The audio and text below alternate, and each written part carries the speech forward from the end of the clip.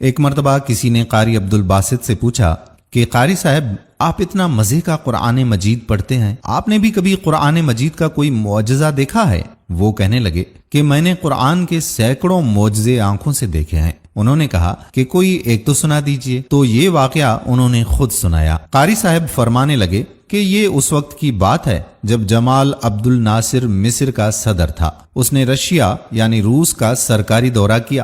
وہاں پر کمیونسٹ حکومت تھی۔ اس وقت کمیونزم کا طوطا بولتا تھا۔ دنیا اسے سرخ انقلاب سے جانتی تھی۔ جمال عبد الناصر ماسکو پہنچا۔ اس نے وہاں جا کر اپنے ملکی امور کے بارے میں کچھ ملاقاتیں کی۔ ملاقاتوں کے بعد انہوں نے تھوڑا سا وقت تبادلہ خیالات کے لیے رکھا ہوا تھا۔ اس وقت وہ آپس میں گپیں مارنے کے لیے بیٹھ گئے۔ جب آپس میں گپیں مارنے لگے تو ان کمیونسٹوں نے کہا کہ جمال عبد الناصر، تم کیا مسلمان بنے پھرتے ہو؟ تم ہمارے سرخ کتاب کو سنبھالو جو کمیونزم کا بنیادی ماخذ تھا۔ تم بھی کمیونسٹ بن جاؤ۔ ہم تمہارے ملک میں ٹیکنالوجی کو روشناس کرا دیں گے۔ تمہارے ملک میں سائنسی ترقی بہت زیادہ ہو جائے گی اور تم دنیا کے ترقی یافتہ ملکوں میں شمار ہو جاؤ گے۔ اسلام کو چھوڑو اور کمیونزم اپنا لو۔ جمال عبد الناصر نے انہیں اس کا جواب دیا تو صحیح، مگر دل کو تسلی نہ ہوئی۔ اتنے میں وقت ختم ہو گیا اور واپس آ گیا، مگر دل میں کسک باقی رہ گئی تھی کہ نہیں، مجھے اسلام کی حقانیت کو اور بھی زیادہ واضح کرنا چاہیے تھا۔ جتنا مجھ پر حق بنتا تھا میں اتنا نہیں کر سکا۔ 2 سال کے بعد جمال عبد الناصر کو ایک مرتبہ پھر رشیا جانے کا موقع ملا۔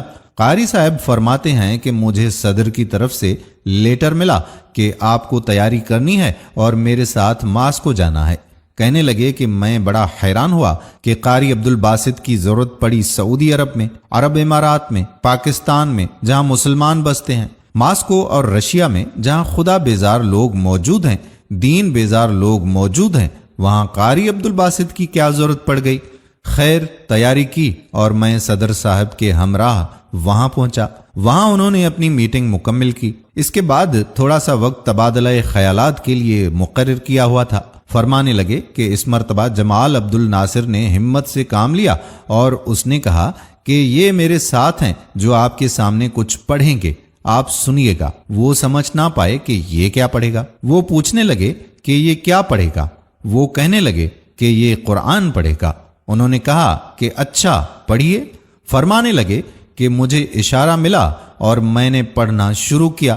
سورہ طٰہٰ کا وہ رکوع پڑھنا شروع کر دیا جسے سن کر کسی دور میں حضرت عمر رضی اللہ تعالی عنہ بھی ایمان لے آئے تھے۔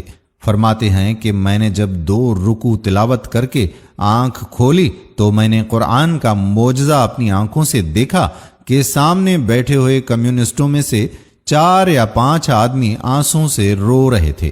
جمال عبد الناصر نے پوچھا کہ جناب آپ کیوں رو رہے ہیں؟